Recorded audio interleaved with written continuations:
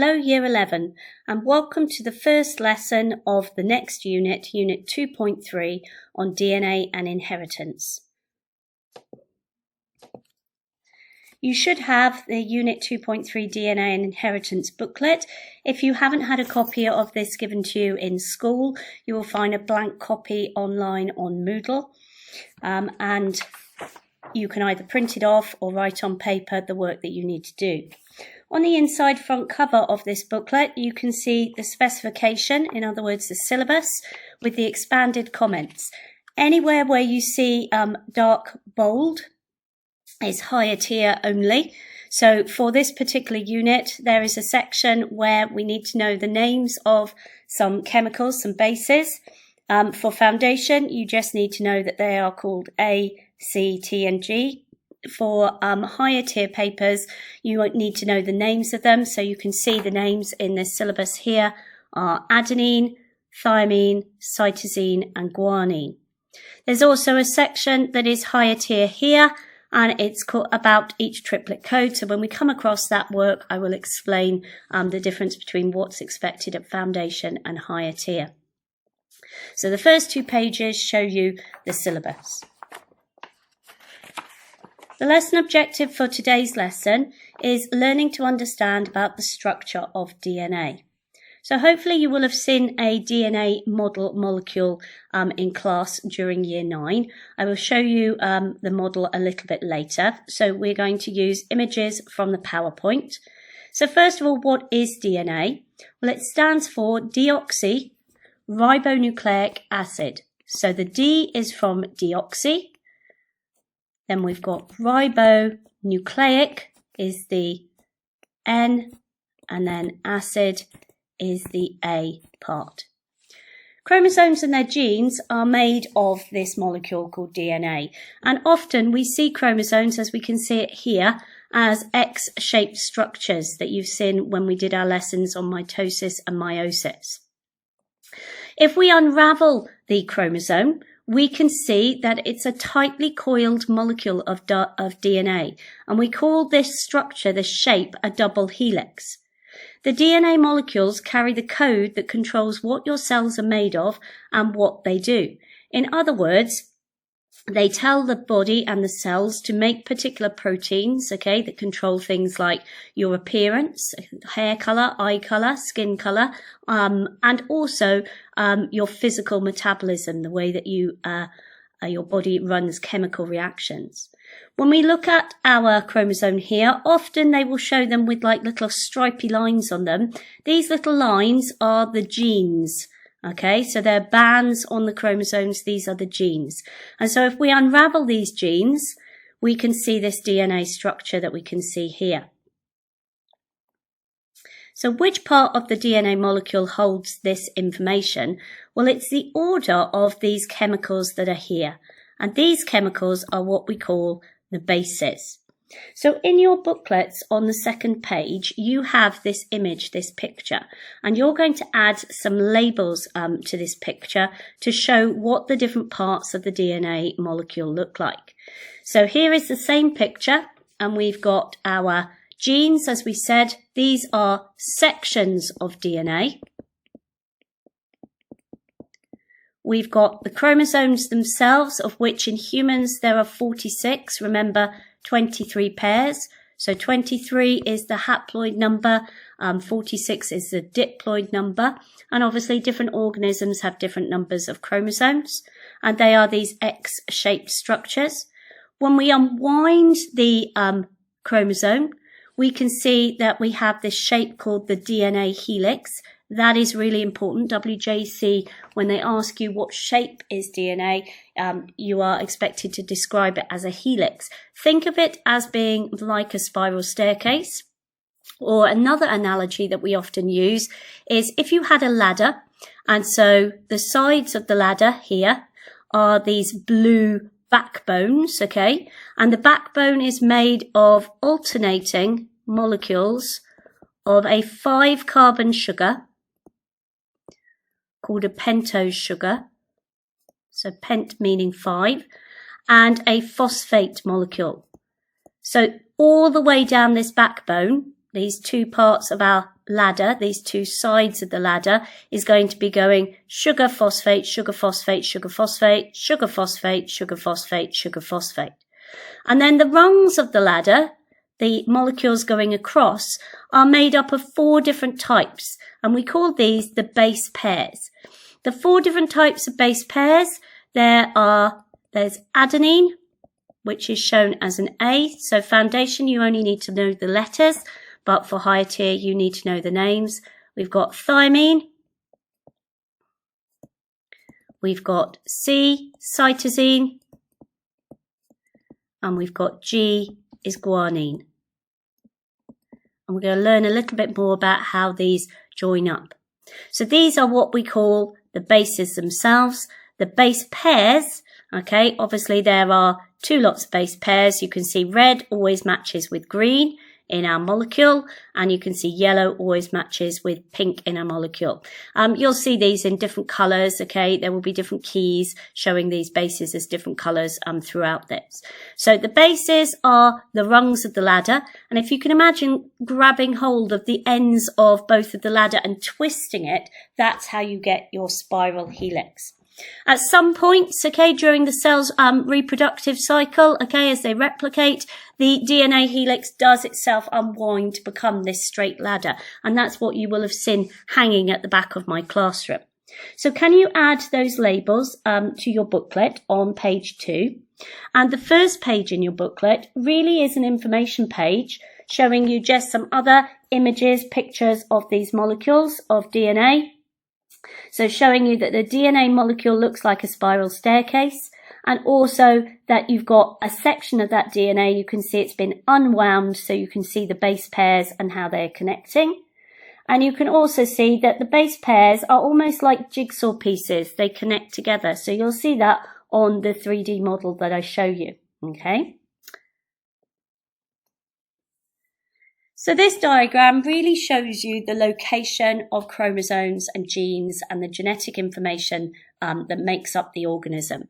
So here we've got a cell, a eukaryotic cell. A eukaryotic cell is one that has a nucleus. So we can see our nucleus in this cell, and we can see a selection of chromosomes. So we've got 1, 2, 3, 4, 5, 6, 7, 8 chromosomes in this particular cell. And obviously there would be the cell membrane and the cytoplasm, and you might find organelles like mitochondria and ribosomes also within the cytoplasm.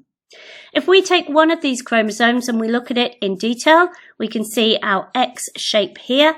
And if we start to unravel the chromosome, okay, we can see that as it unravels, we get this DNA double helix, and there's our base pairs over the rungs of the ladder, if you like, okay, of the structure. So every cell in your body that has a nucleus is going to have your genetic information, your DNA. And the DNA is in units called genes, and the genes, as we described, are sometimes shown as little bands on the parts of the chromosomes that look like arms and legs here. So the genes are on chromosomes, and the genes and the chromosomes always come in pairs in our body cells because there are pairs of chromosomes. One of the pairs has always come from mum's egg, and the other one has come from dad's sperm in humans, okay? In plants, one of the chromosomes has come from the pollen, which is the male sex cell, and the other has come from the ovule, the female sex cell. So in this diagram here, sometimes you'll see chromosomes just shown as kind of like stick-like structure, and it's just showing you that there are bands, and because these are pairs of chromosomes, what we sometimes call homologous chromosomes, and we can see our chromosome pair here, the genes for a particular feature always line up at exactly the same place on the chromosome, so they are opposite one another. Every single chromosome is made up of thousands of genes, and obviously you have 46 chromosomes, 23 pairs, and each one of these has thousands of genes. The last pair, what we call the sex chromosomes that we'll study later, actually doesn't have as many chromosomes. It's a little bit smaller, the Y chromosome, okay? And so the chromosomes vary in size and in terms of how many genes they have on them. So what are these genes? Well, these are the messages, okay, that carry the genetic information that affects how we grow and what we look like. In other words, okay, our features or our characteristics. So the genes determine our features or our characteristics. So a chromosome is made of a very long thread of this deoxyribonucleic acid, and there's our letters DNA. And one gene is made up of a very short length of DNA. So we're going to look in the second lesson how these genes end up causing our features and characteristics. So this diagram is also on that page 1. It's a colour version, obviously, in this PowerPoint here. And we can see this is our backbone of our DNA. And that backbone, as I said earlier, is made up of alternating carbon, a 5-carbon sugar, which is called a pentose sugar, and phosphate molecule. So alternating sugar and phosphate that's twisted into this double helix like a backbone. The bases pair up, and when we expand this section of the DNA so that we can see the bases in the middle, the matching pairs, we can see that A always matches with T, C always matches with G, okay, and then we've got the reverse here, T matching with A and G with C. Every 3 of these base pairs, so here's the first 3 at the bottom of this DNA helix, okay, codes for 1 amino acid. And we call those 3 a triplet code, okay? So because there are 3 of them, tri means 3, and it's called a triplet code. So the triplet code will give us 1 amino acid. There are 20 amino acids that scientists are aware of, okay? There may be more that have not been discovered yet, okay? But if there are 20 amino acids, these amino acids, think of them as being a little bit like coloured beads in a necklace. So if you were given 20 different colours of beads and told you could make a necklace of any length with any colour beads, okay, everybody in the room, if they weren't watching one another, they would all create something that was different. And it's those joining of those amino acids up together that makes the proteins that determine our features and our characteristics.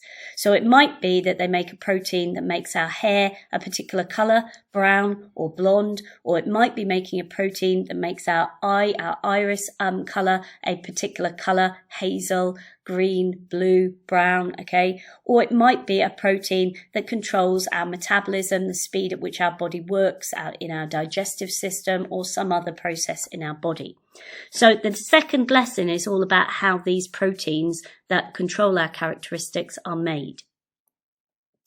So in this diagram here, this is just going over the rungs of the ladder. So we're back on page 2 now, and we can see clearly this is representing the base pair adenine. This is representing the base pair cytosine. This one is guanine, and this one is thymine, okay? So they have complicated names, and as I said, you only need to know their names for higher tier. So I'll write these in: adenine, cytosine, guanine, and thymine. But for foundation, you just need to know their letters. Now you've got the same image on page 2. I need you to colour code those images, ideally if you can with the same colours that are on the slideshow, so it doesn't confuse you. But if you can't get hold of those colours, then you colour them in a particular colour, 4 different colours. And remember the colours you've used, because you will be colouring in later a sequence of these bases. So underneath the diagram, you need to write down what the letters stand for, okay? And then what it wants you to do is to draw in the matching base pair. So if A is adenine, and it's quite a long molecule we can see here, then we need a yellow colour to be able to draw in the matching thymine. And obviously it's like it's flipped like a mirror, okay? We need to make sure that it's a slightly smaller molecule and it's got a curved section here. So this would be our thymine. For the cytosine, we need a red colour to show the matching pair, the guanine. And obviously we need to get all of these round about the same size for the total base. So there's our guanine. To match with the guanine, we need our green cytosine. And it's got this pointy arrow shape so they connect together like pieces of a jigsaw. And then for our last one, I don't think I've got pink, so I'm going to have to use purple, okay? This would be our adenine. And it's got a rounded shape, so that would be our molecule adenine. So if you can draw those in and you can colour them in so they're matching and put their letters on them to show what bases they are for me, please. And then at the very bottom of the page, it has got a section of unraveled DNA, okay? So it looks like a ladder. So the helix, okay, has been unwound, okay? And what I'm going to ask you to do is you can use any sequence order of the bases to draw your base pairs on the one strand and then draw in the matching ones. So we have to remember this rule. And the rule is that A always pairs with T and that C always pairs with G. There is a way that can help you remember this. If you're into Star Wars, okay, you will remember that there was like a piece of equipment, okay, called an AT-AT machine, okay, so remember AT-AT. And for remembering C and G, cross-guard lightsabers, in other words, when the lightsabers crossed one another, okay, you would get those colours, so C and G from cross-guard, okay. So all I want you to do, okay, is to fill in your ladder, so I'll show you that in a second. Bear in mind there are millions of these base pairs making up one DNA molecule, and they all follow this rule, okay, and this forms the genetic code, the sequence of these. So here we have, you can build your own. So you've got to decide if you're starting, let's say, with A, then you will colour this one in your pinky colour. So this is my purple, because I haven't got pink. And that would be A. And its matching pair would be T, and that would be in yellow. So you would draw that in on that side there. So you choose any order you like, okay? Colour them in, colour code them to make them match for me, please. Over the page then, we've got just another example of another DNA molecule, just a different diagram, and you will see the diagrams shown differently. So we've got that little reminder at the top of page 3 that shows us about the AT-AT Imperial Walker, okay, trying to remember that A pairs with T, and cross-guard lightsabers to remember that C pairs with G. These little dots, by the way, that are on here are representing hydrogen bonds. And hydrogen bonds connect the bases together, and depending on what bases they are will depend on how many hydrogen bonds there are. There should be 2 hydrogen bonds between A and T and 3 between G and C. But obviously when we get down here, there's very little space to draw them in. So there should technically be another hydrogen bond shown there and there, because there should be 3 hydrogen bonds between C and G. All I need you to do, I know it's a little bit dark, the photocopied version that you've got in your book. If you can colour code them using the same colours, okay, that either you've used previously, or you could use these colours that are on this particular presentation. So we've got red for thymine, green for adenine, purpley pink for guanine, and yellow for cytosine. And as you colour them in, can you put the letters on these? So we should have C matching with G, A matching with T, G matching with C, G with C on this little tiny one as it's starting to cross over. We've got A with T, we've got C with G, G with C, A with T, and C with G. So if you complete that diagram. And at the bottom of the page, it says how many hydrogen bonds are there between adenine and thymine bases. So there should be 2 hydrogen bonds. And how many hydrogen bonds between cytosine and guanine bases? There are 3 hydrogen bonds. Okay, and that is the end of the first lesson.